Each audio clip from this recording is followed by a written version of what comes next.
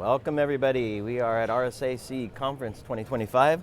I have the distinct pleasure of sitting here with Steve Schlarman from Archer Integrated Risk Management. Yep. Archer, I like Archer. to call you. Right, yes, right. But you've been in this space a long time. Long time. Archer's been in this space a long time. We're not going to waste time on saying who you are. Well, maybe your role quickly for me. Yeah, I'm a Senior Director of Product Management. I'm focused really on our risk management portfolio of products. Right. And there are other portfolios. And there's our compliance as well. Exactly. So we'll kind of touch on all of that, but Yep. I'm thrilled to have you here. I'm sure many people know of Archer. It's passed with RSA security, deep roots in GRC. No question about that. But you haven't been settled in. You've been busy the last few months. Yeah, we've been really focused on launching our new platform, Archer Evolv. And we've made the decision to really differentiate it from our previous versions because of some of the things that have happened with Archer as a company, from the time we've spun out from RSA to the technology that we're really innovating on. And we really wanted to emphasize the fact that, as you pointed out, we haven't rested on our laurels. Yep. We're really pushing the envelope, and one of the benefits of being in the space for so long is we have great relationships with our clients, so we get lots of great ideas from them, direction, what the challenges that they are facing, and then we can turn around and look at, well, what are the solutions that we can put in place to help them? And so Archer Evolv really represents that turning of the corner. We knew that there was a significant technology innovation coming with AI. And so that drove a lot of our strategies around some of the stuff that we've launched last year and the beginning of this year that really are targeting some of the highest impact areas for GRC teams. Right. So let's talk about some of those challenges. I mean, we had a chance to sit down with some of the customers during Summit, and that relationship is definitely strong. So you got a lot of feedback in terms of what challenges are. Maybe can you highlight some of those that Evolv is really tackling? Something that compliance teams have struggled with for many years is the velocity and the nature of changes in the regulatory landscape. And many organizations, they attack it by having people reading the laws, looking at the regulations, looking at the frameworks, writing controls, manually trying to map all that stuff together. And frankly, when I started with Archer, that was one of my roles. And it's time consuming, it's somewhat subjective, it is very manual.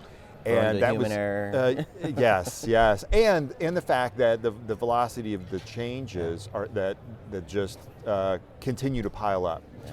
So that's one of the main challenges we went after, and so we acquired a company called Compliance.ai last year, who had been a regulatory tech leader. They've been in that space for about 7 years. They had built an entire methodology and the technology to use AI to monitor regulatory sources, automate that whole process of where the change is coming from, extracting obligations, so they tuned all of their language models towards the language, the vernacular of compliance.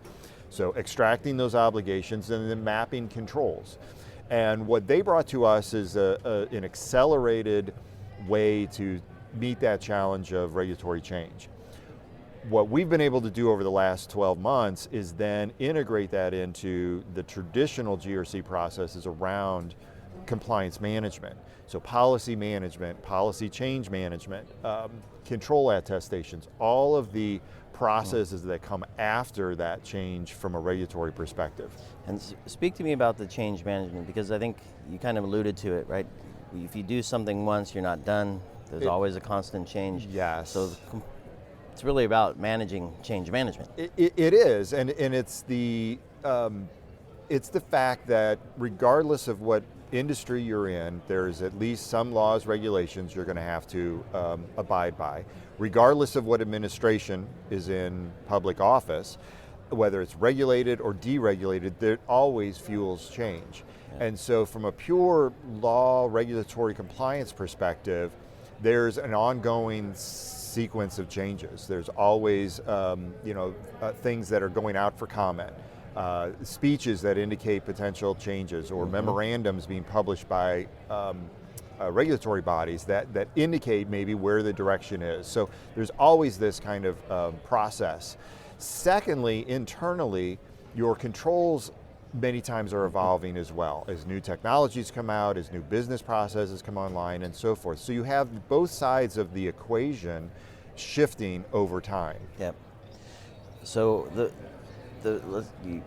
you've alluded to it, but the way you actually mentioned AI as well. But the role of AI here, especially with the acquisition of the company, how does that really help your clients, and especially global companies that have stuff in different countries, and then of course in the U.S. we even have state level stuff to deal with.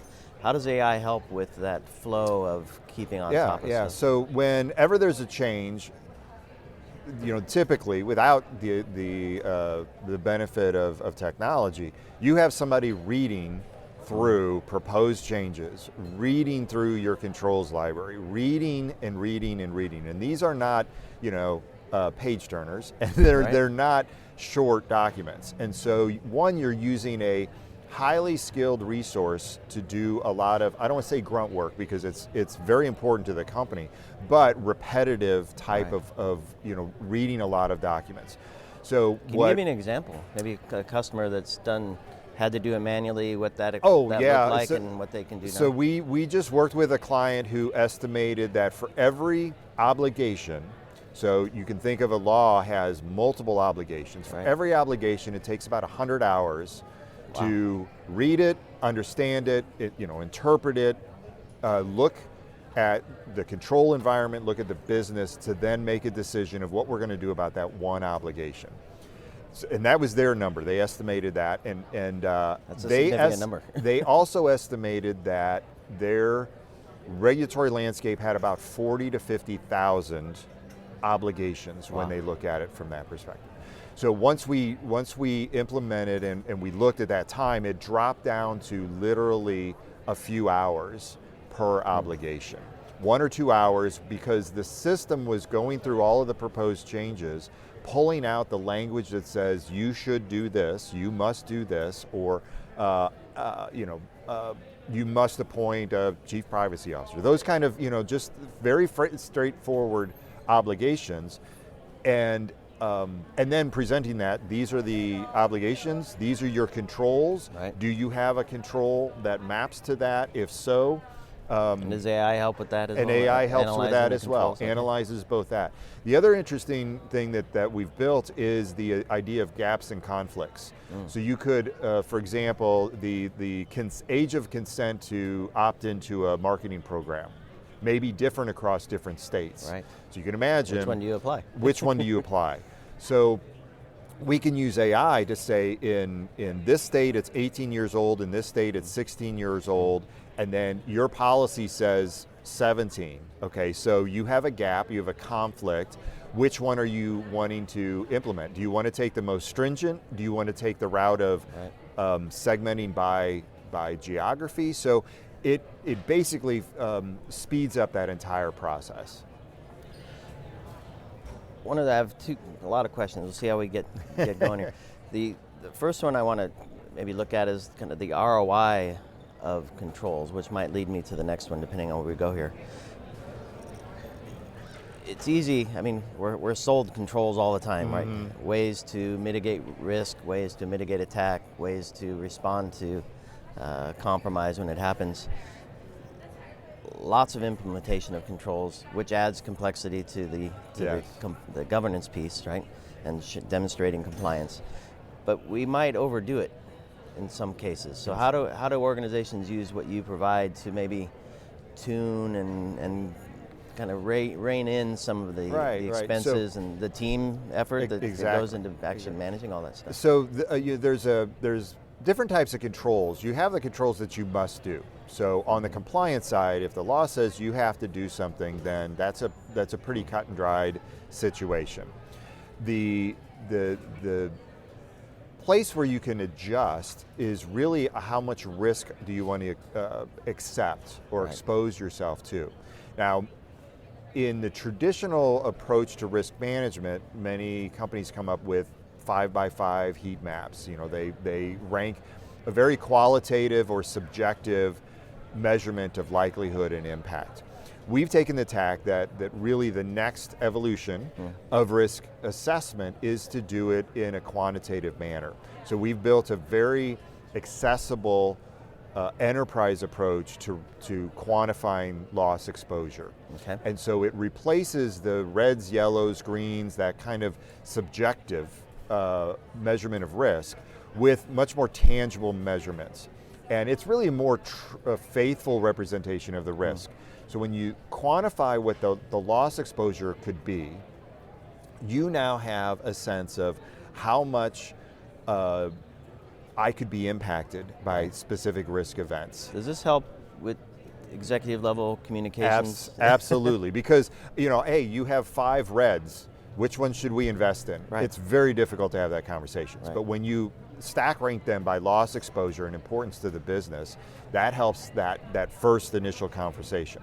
The other thing that we're really expanding is the idea of cost of controls. Right. So now when you actually go through the effort, which it is an effort, but the benefits are amazing. When you actually estimate the cost of what these controls, what you have to pay for them, whether it's implementation of a system or it's time and resources, you can now then make the decision, this is how much we're spending on controls. Right. This is what the exposure is related to those controls. Are we making a good investment decision? Right. And then you're having a very straightforward business conversation of, this is what you could be exposed to, this is how much you're investing, maybe we need to invest more because we want to bring that exposure down. Right. Maybe the business feels we could take on a little more exposure and we're going to move some investment and resources over towards going after business opportunities. And ultimately that's really what a GRC platform should bring you, is that kind of business conversation. It's not check the box, yes, right. we did this. It is something that really helps the business make a better decision. Yep. I love it. And I have a dream, and I'm glad you kind of led me to this. I have a dream that security and risk teams have so much information and knowledge about the business that they can really have an impact on how the business functions. So you just gave if we're doing less in managing risk and managing controls, we can do things more strategically in terms of business capabilities, new services and things like that. Have you seen also a shift, and this is my dream, the shift to say, here's how we achieve more business, but here's how we do it in a way that we're not as exposed, that we're not required to have as many controls, that we're not required to sit in front of a SOC all day long because we're not putting so much at risk. Yeah, we just had a client meeting yesterday where that's the state that they've gotten to. Okay. And they've done it through diligence and discipline and really taking the tact of they've costed out their controls, they've implemented quantification with us to help identify that loss exposure, and now it's very similar in the security world. We look for ways to automate the closing down ports, right. And doing all of that operational stuff, which frees up the security operations resources to then focus on, okay, maybe emerging threats, maybe some partnering with the business, helping them go after new opportunities, those kind of things that you really want them to do rather than stare at a screen all day.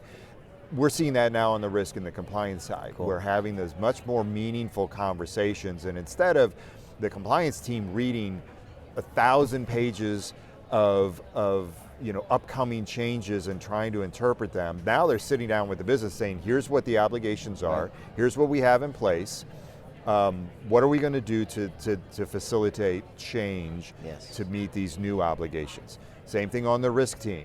Here's the exposure, here's what we spend to protect you against that exposure, where makes the most sense for us to focus. Yep. And that's really what we want to be able to do, is automate those things that we can automate and take off that, free up those resources to have those conversations. Perfect. Well, as you know, I'm a nerd for risk. Maybe not so much compliance, but it's all connected. Yeah, it is. I love having these conversations, and you're always a treat to to chat with Steve. Well, thanks for the invitation. And hopefully everybody enjoyed this conversation. Please do connect with Steve, connect with the Archer team. Look for Archer Evolv, that's EVOLV without the E on the end. Right. Of course, we'll include links to all that stuff for everybody. Yep. Final word, Steve? No, I just appreciate you having, and it's nice to be back at RSA Conference. Exactly. It's been a few years since I've been here, but been here many times. So it's great to see old friends and make some new friends. Exactly. Very good. Thanks, everybody. Stay tuned. itspmagazine.com/RSAC 25 for all of our coverage. Catch you on the next one.